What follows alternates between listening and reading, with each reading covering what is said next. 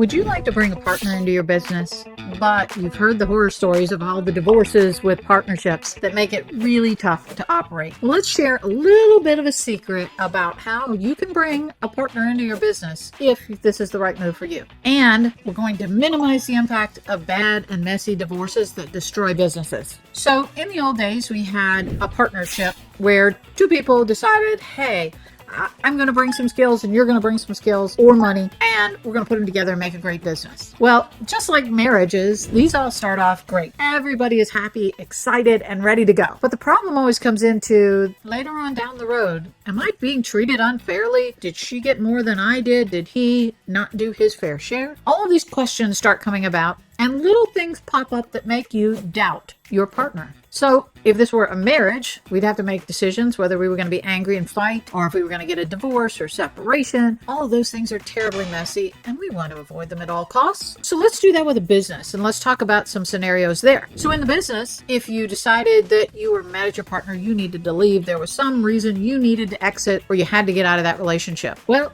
if you want to exit, you got to get out of business too. So you got to feel out the situation and figure out how in the world you're going to get out of this and still have something left of your name. In most cases, people have invested a whole lot of their reputation, their money, all of their assets into a business, and it's very difficult to walk away. In a lot of cases, people are declaring bankruptcy and going to court and have messy strategies that we just don't like. So a long time ago, I bought into a couple of these cases where people had some bad exits, and we were looking for an alternative to this. What if we really feel like that partner has something great to bring to the table? There are a lot of risks. How do we mitigate that? Well, let's talk about a joint venture. I think this is an answer to a lot of problems in the world right now and has some win-win benefits for both people involved. So a joint venture, let's talk about this for a moment. People go into joint ventures all the time with their vendors. Vendors are really your partners in business. But if you get mad at a vendor, you fire them and you find another one to replace them. Why can't we do the same thing with partners? All right, let's go through a little scenario. Let's say that Jim and Judy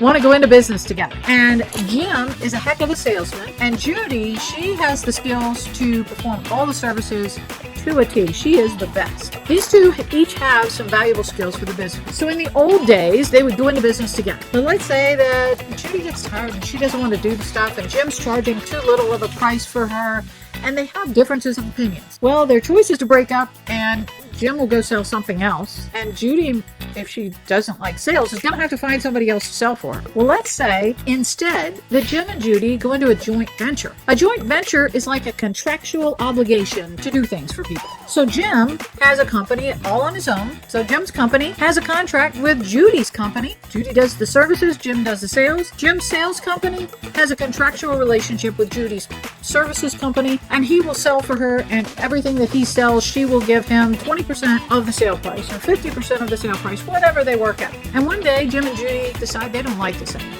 Jim wants to retire. Judy wants to go on vacation. All right, they don't have to destroy the business to rearrange their situation. Jim can take his company and go do something else. The terms of their contract are such that they say, hey, here's what happens if we no longer want to do business together. Perhaps Jim has to pay Judy some fee to get out of his contract, or vice versa. It doesn't have to destroy the business, nor does it have to destroy the reputation of the people involved, and it's super easy. It's like a prenuptial agreement, we'll say. They've pre-decided what's going to happen if they don't want this situation anymore, or if it needs to change in some capacity. They can renegotiate their contract. Now, the magical piece of each of these things that I run across as a CPA all the time is that in a partnership, what happens if both people don't want to do something? So let's say it's a health insurance plan, and Jim wants a Cadillac plan, and Judy says, I'll just take one that's catastrophic. Well, as a group, because they're operating as one business, they may have to settle on the same thing. Also, payroll.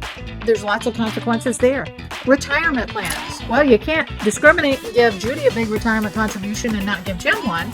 So we have to change how we do that. One of the best ways to do that is to allow each of them to have their own company and create their own tax advice and advantages. So using a joint venture is a great way to work in a business relationship with another partner or multiple partners. Give that a shot. I'm curious to hear if you have had any situations where that would help you. I'm happy to hear, and thank you.